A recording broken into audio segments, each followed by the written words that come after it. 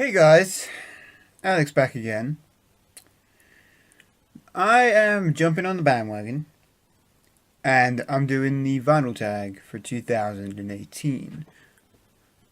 So, if I look over here, it's because I got my laptop here and I'm reading the questions off of that. So I apologize beforehand, which is why the angle is actually slightly different. I don't think the lighting will be any better, but we'll see. It doesn't look any better from my view, but we'll have to see. So, 20 questions about the vinyl community and a completely different set of questions from 2017. I didn't do that tag on this channel. I did it on my previous vinyl channel, which I deleted. But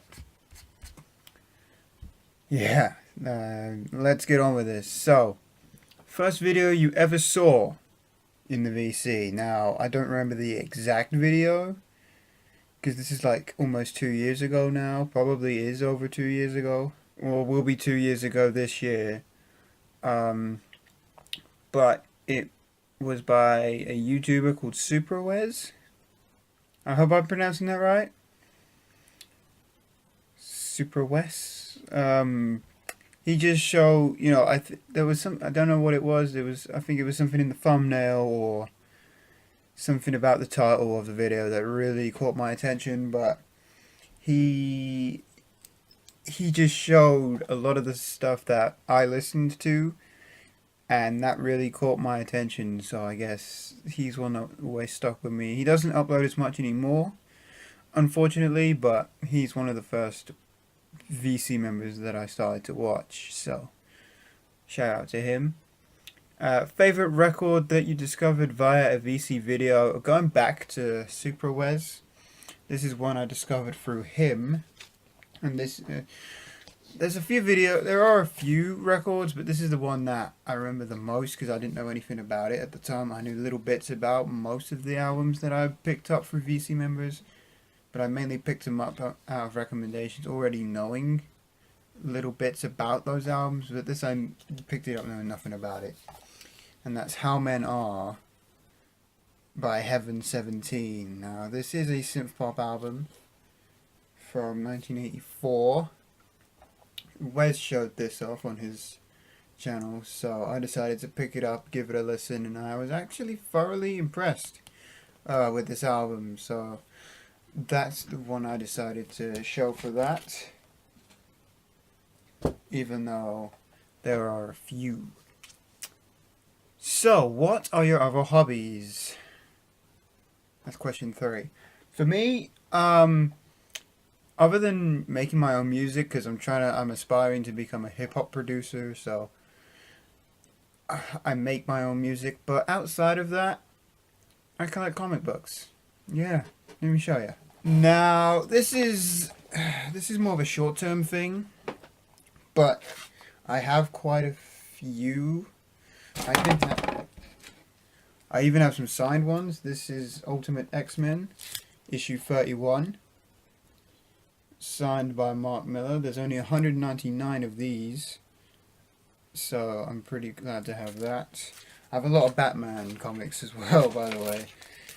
Batman, Spider-Man, and another X-Men 34. This one is signed by David Finch, and there's only 399 of these, which is nice. I have a lot of X-Men, a few Punishers, a couple Punishers, Spider-Man, and then my other signed one is Wolverine. You can see the signature there. Signed by Danny Mikey. I'm not really sure, but there's 500 of these, so I'm pretty glad to have that. And, I'm not the most confident reader, so comic books really help that out and give me a little something to read it's not too forward. And then other ones I have are things like Iron Fist and non-signed things, which I'm pretty happy about. I mean, I do like collecting comic books, like Batman, loads of Batman, Amazing Spider-Man. Something about that cover just connected with me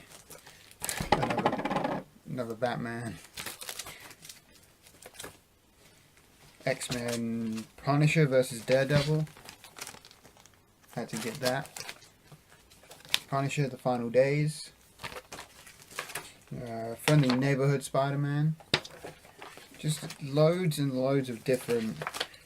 I'd like to say variety, but this is probably the weirdest one I have, Reign of Zodiac. But yeah, more Batman.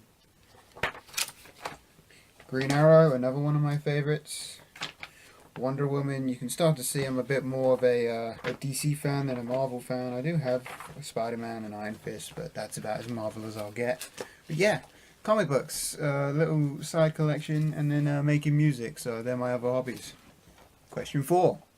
Why did you start to collect? I sort of kind of already explained that. Part of being a hip-hop producer is the art of sampling. I fell in love with that but, as I was getting into producing, so that's why I started collecting records, was so I could sample them, take them and turn them into something else. And that's why a lot of my early collection is a lot of funk and soul that I would buy and have no clue about, and that's really how I built up my collection. So there we go. Do you play any instruments, or are you in a band? I'm not in a band currently, and to a basic level, a basic degree I guess, I can play drums, keys and guitar. Drums I'm a bit better at than the others. I'm still learning guitar. I would love to be able to play guitar to a professional level, but it's mostly rhythm things at the moment. So there's that. Ever work in a record store? Yeah, I actually work in a record store at the moment, so it's good because it helps my collection grow. It's a bit of a pain because, I want to take so many things for myself, but I have to say no to certain things, and sometimes it just drives me nuts. But I don't know. I used to take a lot of records out of the store, and that's how I got a lot of my collection to be built up. But now that things have calmed down a bit, there we go. But anyway. Question 7. Favorite album from the year you were born? If you couldn't tell by this beautiful face, because I've always looked young for my age, but I was born in 1997. And I don't have the album with me, but my favorite album from 1997 is an album called Jewels by a rapper called OC. Probably one of my favorite hip-hop albums of all time. It's a shame I don't own a copy of this album, but it's probably one of my more favorite albums from 97, outside of The Fat of the Land by The Prodigy, and then Life After Death by Biggie, and a few other hip-hop albums, but that's probably my favorite one. What classic record have you never heard? There's loads. There are loads. As I was thinking about this, I was trying to pick one that I see everywhere, that I've never heard. I haven't seen this record a whole lot in the VC, but I've seen this everywhere in like books and on posters and or websites, or all about classic albums. And that album is Screamadelica. I think I'm pronouncing that right, by Primal Scream. I've never heard that album. I don't know if I have any intention of ever listening to that album, but that's one that definitely stood out for me. Show a guilty pleasure record. For me, I don't really feel guilty listening to any music that makes me happy. But I had to go with this. ABBA Greatest Hits. Of course, this is Volume 2. I don't have Volume 1, unfortunately, but Volume 2 is still great. Songs like Money, Money, Money, Dancing Queen, you're on here. So this is probably the one I do prefer out of the 2 greatest hits. So yeah, ABBA Greatest Hits. I am actually a big ABBA fan, so showing that I have no shame. Strangest record you own? This is probably one I picked up just for the cover. I was going to put this under best blind buy, but I think a lot of my early collection was built up of buying things blindly anyway, so I could have basically picked anything, but I picked this for Strangest record because it's the only thing I have that from my early collection that I don't really listen to much anymore, and that is music from the Greek islands. It's a classical record, the only classical record I own. I picked it up solely because the cover was intriguing to me, and I don't know. It's a bit weird. Something about it was intriguing to me. I picked it up. Didn't really like it that much, but I don't know. I'll have to give it another listen, see if it's staying or not. But this is definitely the strangest record I own. Show a picture disc. I showed this in a video not too long ago. It's actually the only picture disc I own, and it's by one of my favorite bands. A band I'm a huge fan of, and I do plan to get this up on my wall eventually, but this is the picture disc for Bee Gees' Spirits Having Flown, my favorite Bee Gees album, so I had to probably show that off. Big Bee Gees fan, big fan of that album, so of course I'm going to make sure I grab the picture disc of that.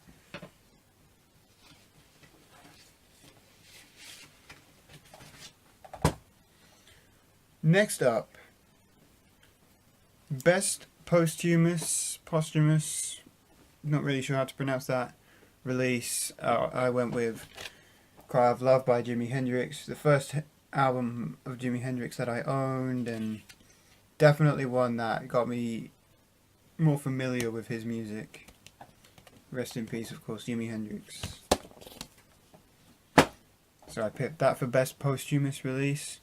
What artists do you impulsively collect? There's a few.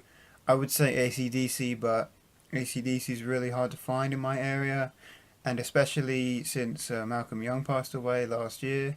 Rest in peace. But outside of AC/DC, Stevie Wonder, Phil Collins, ELO, Eric Clapton, and Bob Marley are probably the ones I would say. It's not so much I just buy every copy of their album that I find, it's just more so I'm trying to complete their discography on vinyl. So it's more like that kind of thing, not so much finding everything by those artists. You know, buying every copy of an album I find by those artists, but more so trying to complete their discography. Best blind buy, again, most of my early collection was built up of buying things blindly just based on the cover, not knowing a whole lot about it. But I decided to go with Rise by Herb Alpert. The Notorious B.I.G., also known as Biggie, sampled the title track, the bass line from this, and that's the reason I picked this up. But this album actually really surprised me when I listened to it. I found myself enjoying it quite a bit, so that's the whole reason I'm saying this is my best blind buy, because everything that I bought I had no idea about. I knew who Herb Alpert was, I knew Biggie sampled it, but I didn't know I would actually enjoy it that much. So this is the one that surprised me the most. That's why it gets my number one pick for best blind buy. A blind spot artist. I didn't really know what this meant. For me, I've gone with an artist that I'm not too familiar with, that I haven't managed to get into yet, but probably should. And for me, I've gone with Tom Petty. I know who he is, I've listened to a couple of his tracks, but I've never found myself getting into his stuff properly. And of course, another one passed away last year, and ever since then, his stuff has been really hard to come by. So, of course, rest in peace, Tom Petty. Sorry I didn't get into his music sooner if you are a Tom Petty fan, but he's one that hasn't really connected with me that much until recently. So, again, there's that. Favorite album cover. I have a few I could have gone with. I was so close to picking Songs in the Key of Life, or Out of the Blue, but I ended up going with this, Dangerous by Michael Jackson. You can see a lot of work has gone into that album cover. Just look at that. Incredible. So, That's why I picked that. A musician you've met? Simply, I haven't.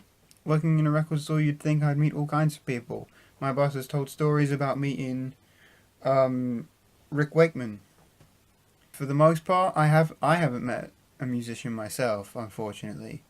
I would love to, but I just haven't. Show a record with sentimental value. This was a no-brainer for me. Showed this in a video again recently. Eminem Recovery. To me, this album helped me for a really tough time in my life, so I give this album a lot more credit than some Eminem fans might say that I should, but this album really helped me for a tough time. His uses of the Black Sabbath Changes sample is really touching. His use of the Hadaway What Is Love sample is really good. He has an REM sample on this album, which is really, really good. So that album, and just the lyrics on some of his songs just connect with me very, very well. So that album to me has sentimental value. Your favourite album no one else seems to know about? Again, another no-brainer. One I showed a while ago. This is an Afrobeat record. I'm not even going to try and pronounce the name, but this is one of my favourite records that I own at the moment. Just because it's really obscure, no one really knows about it. It is a Ghanaian pressing of this, which is really, really fun, I feel. Very unique, and definitely something no one really knows about, so yeah, I had to pick an Afrobeat record. I only own 2 Afrobeat records, but this is the one I went with just because it's the one that I ended up getting first. Final question. Favorite album genre you don't know well? Now, I listen to pretty much everything, other than a lot of modern music. I still listen to some modern music, but not a whole lot. But I found out recently that one genre that I'm not too familiar with at the moment is psych or psychedelic rock, and the only album I own from that particular genre is Piper at the Gates of Dawn, Pink Floyd. Discogs lists it as psychedelic rock, so that's what I'm gonna call it, but this is an album out of a genre that I don't know well, so it's the only thing I could have really gone with. I could have gone with a jazz album, but I'm starting to familiarise myself with jazz a bit more. Reggae I know quite a bit about already, so it wouldn't make much sense, and there's a lot of other genres that I already knew quite a bit about, so that was really my only option. So there it is, my response to the vinyl tag for 2018. Hope you guys enjoyed, and I'll see you again soon.